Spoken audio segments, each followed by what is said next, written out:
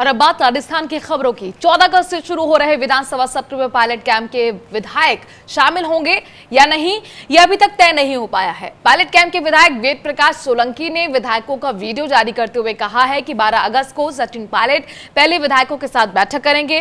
बैठक के बाद ही विधायकों के जयपुर आने के बारे में कोई फैसला होगा। सोलंकी ने यह भी कहा कि गहलोत और पायलट के अलावा तीसरे को सीएम बनाने जैसी बातें बिल्कुल निराधार हैं।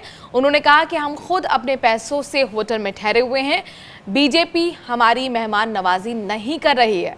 आपको बता दें कि रणदीप सुरजेवाला ने कहा था कि तभी बात होगी पायलट खेमे से, पायलट से पहले वो बीजेपी की मेहमान नवाजी छोड़े। मैं पायलट साहब के कैंप की तरफ से एक बात क्लियर करना चाहता हूं कि जो राजस्थान के अंदर जो माहौल बनाया जा रहा है, जो मीडिया में दिखाया जा रहा है कि पायलट कैंप के कुछ विधायक आलाकमान से मिले, उन्होंने बातचीत रखी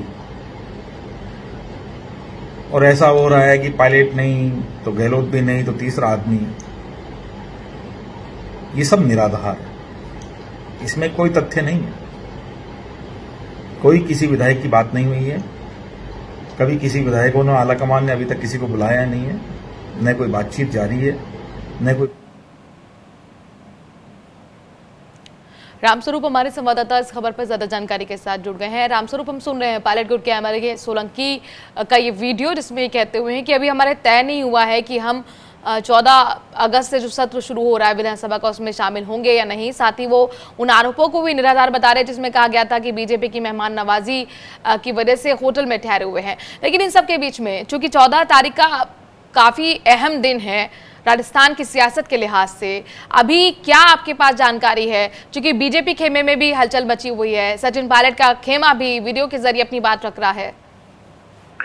बिल्कुल लंबे समय बाद पायलट कैंप की तरफ से एक वीडियो आया है जिसमें वेद प्रकाश सोलंकी जो काफी महत्वपूर्ण बात कह रहे हैं। सबसे बड़ी बात यही कह सकते हैं कि अभी जिस तरह से अलग अलग तरह के कयास लगाए जा रहे थे कि मान मनोबल का दौर जारी है और पायलट कैंप के जो विधायक हैं वो आएंगे और वोटिंग करेंगे, लेकिन अभी इस वीडियो में वेद प्रकाश सोलंकी ने साफ तौर पर कह दिया है कि अभी क्या होने वाला है 14 तारीख को ये तय नहीं हुआ है।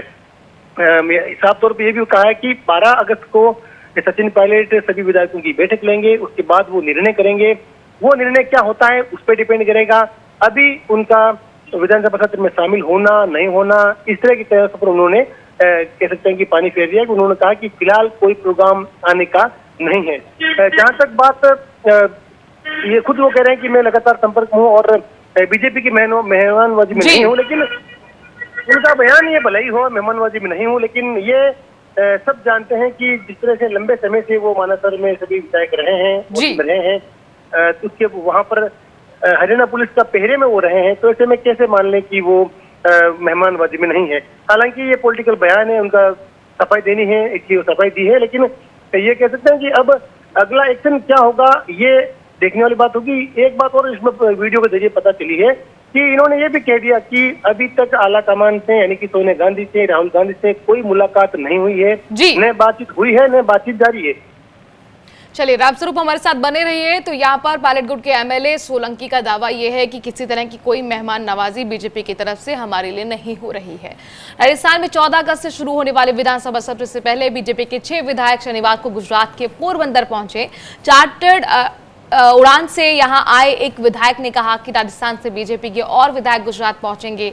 बीजेपी विधायक निर्मल कुमावत ने आरोप लगाया कि राजस्थान में कांग्रेस सरकार विपक्षी विधायकों को डरा धमका रही है। उन्होंने कहा कि विधायक मानसिक शांति के लिए सोमनाथ में दर्शन करने के लिए आए हैं। कुमावत ने कहा कि कांग्रेस में गुटबाजी होने के चलते पिछले 1 महीने में राजस्थान में राजनीतिक उठापटक चल रही है। मुख्यमंत्री अशोक गहलोत को बहुमत साबित करना है, उन्हें बहुमत हासिल है नहीं। एसओजी और विभागीय छापेमारी करवाकर बीजेपी विधायकों पर दबाव बना रहे हैं और हमें डरा धमका रहे हैं। रामस्वरूप हमारे संवाददाता जुड़ गए हैं। रामस्वरूप, भले ही विधायक ये कह रहे हों कि हम सोमनाथ के दर्शन करने आए हों, लेकिन ठीक विधानसभा सत्र से पहले इस तरह की गतिविधि ये क्या इशारा नहीं कर रही कि बीजेपी खेमे में भी हलचल है और वो डरी हुई है टूट की वजह से और इसीलिए अपने विधायकों को पहुंचाया गया है गुजरात? देखिए, डर तो इसी बात का है कि क्योंकि संकट बहुत गहरा गया है और इसलिए सावधानी बरतना बहुत जरूरी है। लंबे समय से भाजपा ये आरोप लगा रही थी कि कांग्रेस बाड़ेबंदी कर रही है, लेकिन अब ये ऐसा साफ हो गया है कि कांग्रेस भाजपा खुद ने भी बाड़ेबंदी की है। और साफ तौर पर अशोक लाहौटी ने, निर्मल कुमावत ने और बाकी विधायकों ने और बयान देकर मीडिया में कहा है कि टूट फूट का जो है प्रयास किए जा रहे हैं और हमारे विधायकों को जो है स्थानीय पुलिस के द्वारा, कांग्रेस के नेताओं के द्वारा धमकाया जा रहा है, दबाव डाला जा रहा है, इस लिहाज से वहां से भेजा है। लेकिन साहब ने ये भी कहते हैं कि हमारी बाड़ेबंदी नहीं है, वो घूमने के लिए गए हैं। लेकिन ऐसे समय में घूमना और खास तौर से जो SC/ST के जो विधायक हैं उनका वहां पर जाना एक वाकई सोचने वाली बात है, क्योंकि उनकी निगरानी के लिए, उनके नेतृत्व के लिहाज से फुलेरा के जो विधायक हैं निर्मल कुमावत, उनको भी भेजा गया है। तो और अभी मालूम ये चला है कि जिस तरह से करीब 18-19 विधायक वहाँ पर गुजरात में जा चुके हैं और आज ऐसा लगता है कि कुछ और बिल्कुल रामस्वरूप देखना होगा कि अभी और कितने विधायक वहां पहुंचेंगे। लगातार वहां पर बीजेपी विधायकों का पहुंचना जारी है। उधर केंद्रीय मंत्री अर्जुन रामपाल शनिवार को कोरोना वायरस से संक्रमित पाए गए, उन्हें दिल्ली के एम्स में भर्ती कराया गया है। मेघवाल ने ट्वीट करके इस बात की जानकारी दी। उन्होंने शनिवार को लिखा कि कोरोना के शुरुआती लक्षण आने पर मैंने टेस्ट करवाया और पहली जांच नेगेटिव आने के बाद आज दूसरी जांच पॉजिटिव आई। उन्होंने बताया कि मेरी तबीयत ठीक है, लेकिन चिकित्सीय सलाह पर मैं एम्स में भर्ती हूँ। मेरा निवेदन है कि जो लोग कुछ दिनों में मेरे संपर्क में आए हैं, कृपया अपने स्वास्थ्य का ध्यान रखें। बता दें कि कुछ दिन पहले केंद्रीय मंत्री मेघवाल का एक वीडियो सोशल मीडिया पर सामने आया था, जिसमें वो भाभी जी नाम के एक पापड़ ब्रांड का प्रचार करते हुए दावा कर रहे थे कि इसको खाने से कोरोना से बचाव होगा।